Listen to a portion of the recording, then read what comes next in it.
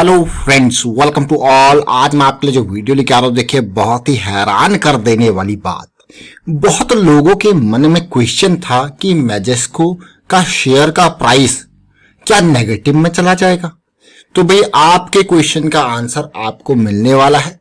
12 rupees के आसपास कल की डेट में ये स्टॉक ओपन हो सकता है, लेकिन उससे पहले आज एक बहुत बड़ी डील मैजेस्को के शेयर में देखी गई।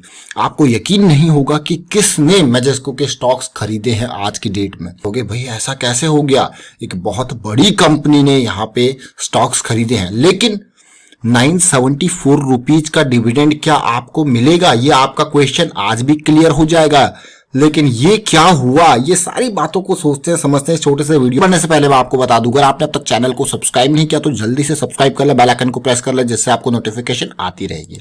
सबसे पहले मैजेस्को की रिकॉर्ड डेट की बात करते हैं। एक्स डिविडेंड डेट की बात आप बार बार करते हो। और अगर आप मैजेस्को को देखो, ये बीएसई इंडिया की वेबसाइट मैंने खोली है, इससे पहले मनी कंट्रोल की वेबसाइट थी। ये बीएसई इंडिया को आप देखोगे, जब आती है एक्स डिविडेंड डेट, मैं आपको हमेशा एक बात कहता हूं कि जब भी आपको डिविडेंड बोनस से रिलेटेड चीजें देखनी हो तो ये डेट्स आपके लिए बहुत ही इंपॉर्टेंट होती है। बहुत सारे लोगों को ये क्वेश्चन होता है कि मुझे डिविडेंड मिलेगा या नहीं मिलेगा।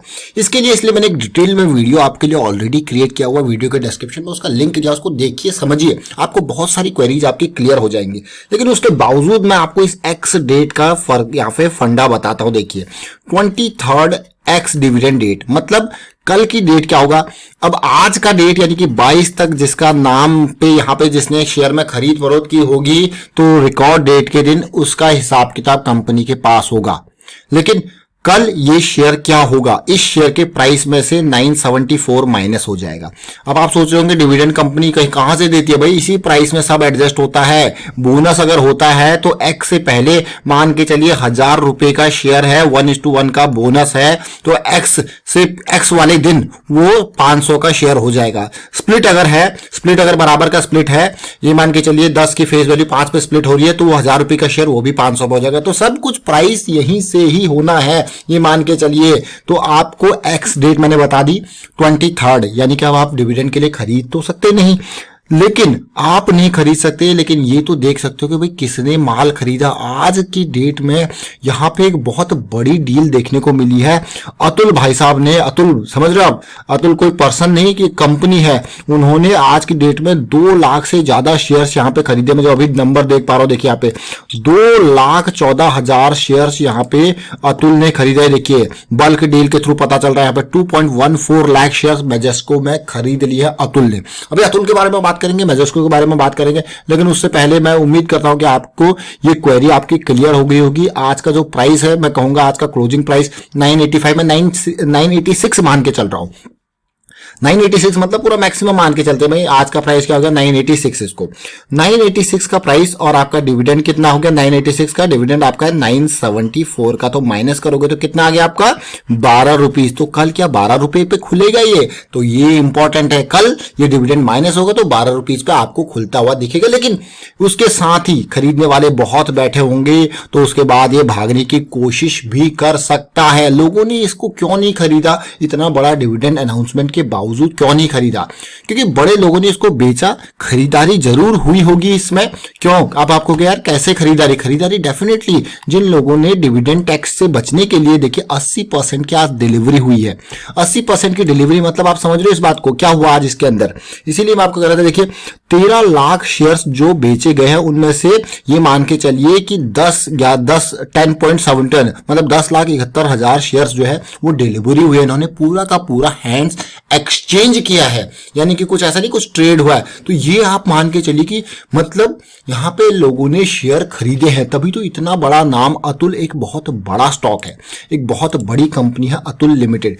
ये कंपनी स्पेशलिटी केमिकल की शेयर की कंपनी है, और इन्होंने 18,000 करोड़ का इसका मार्केट कैपिटलाइजेशन है, डेट फ्री शेयर है, प्रॉफिट ग्रोथ, सेल्स ग्रोथ जबरदस्त है कंपनी का। अतुल कोई छोटी कंपनी नहीं, बहुत बढ़िया कंपनी। और बहुत आप देखिए बढ़िया कंपनी से मैं आप सीधे मेरा मतलब है, मैं आपको चार्ट पे लेके जाऊंगा। आप देखिए इस कंपनी के स्टॉक को देखिए, जबरदस्त मैं कहूंगा। तो इसने शेयर्स खरीदे, जरा सोचिए, इसने 2 लाख शेयर्स यहाँ पे खरीदे, तो कंपनी को कितना 2 लाख शेयर खरीदे हैं, तो मैं राउंड अप करके 2 लाख के हिसाब से अगर 1000 को मल्टीप्लाई कर लो तो आप सोचिए 2 लाख से 20 लाख, 20 लाख से 2 करोड़, 2 करोड़ से 20 करोड़, तो डिविडेंड ही आ जाएगा कंपनी के पास, डिविडेंड आएगा। और उसके बाद जो प्राइस में अप्रिसिएशन होगी वो कल की डेट अलग बात है।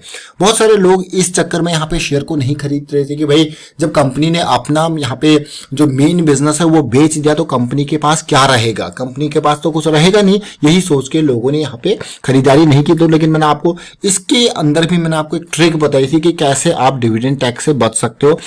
अपने डिफरेंट फैमिली मेंबर्स के नाम पे जो ज्यादा यहाँ पे इनकम टैक्स नहीं भरते हैं उनके नाम पे आप बस 5-5 शेयर भी अगर खरीद लोगे तो आपकी डिविडेंड की इनकम 5000 से कम रहेगी। तो इसलिए मैंने आपको क्रिएट किया था कि 5000 से अगर कम रहेगी तो फिर आपका जो टीडीएस है वो नहीं कटेगा, टीडीएस नहीं कटेगा तो फिर आपका यहाँ पे आप इनकम के उस स्लैब में आते नहीं हो तो फिर आपको इनकम टैक्स उसमें देना ही नहीं पड़ेगा। तो ये चीज बहुत सारे लोगों ने सोची थी क्योंकि प्राइस इसका थोड़ा सा कम भी आया था और उस टाइम पे भी खरीदारी का मौका था। लेकिन ये जो तरीका है ना, ये तरीका सबसे बढ़िया था। अदरवाइज डिविडेंड इनकम क्या होती है, आपके टैक्स स्लैब के ऊपर उसका रेट होता है। जो ज्यादा बड़े लोग होते हैं, जो मैं कहूँगा ज्यादा जो 30% के टैक्स स्लैब में आ रहे हैं, वो क्यों खरीदेगा इसको, समझ लीजिए आप। उसको मिला 974 का डिविडेंड, उसके ऊपर उसको 30% का टैक्स देना पड़ेगा, तो वो क्यों खरीदेगा।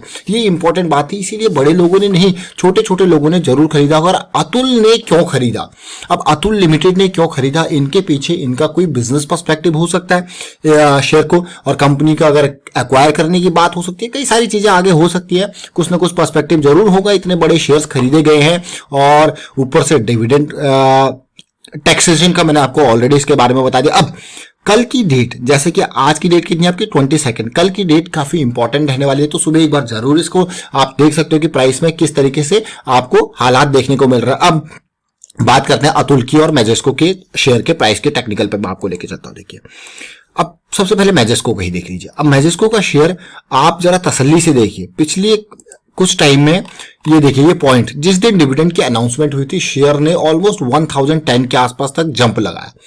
धीरे धीरे यहाँ पे फिर लोगों को, जो तो समझदार लोग थे जिनको पता था भैया यहाँ पे हमको डिविडेंड का टैक्स देना पड़ेगा, उन्होंने तो क्या किया, उसी दिन अनाउंस होते ही जैसी पीक पर गया बेचना स्टार्ट कर दिया। क्या पता वही इसको ऊपर लेके गए हो कि हाँ ठीक है थोड़ा खरीदते हैं फिर वहां से बेचेंगे, तो बेचना स्टार्ट किया और बेचते बेचते ये आया 961 के प्राइस पे।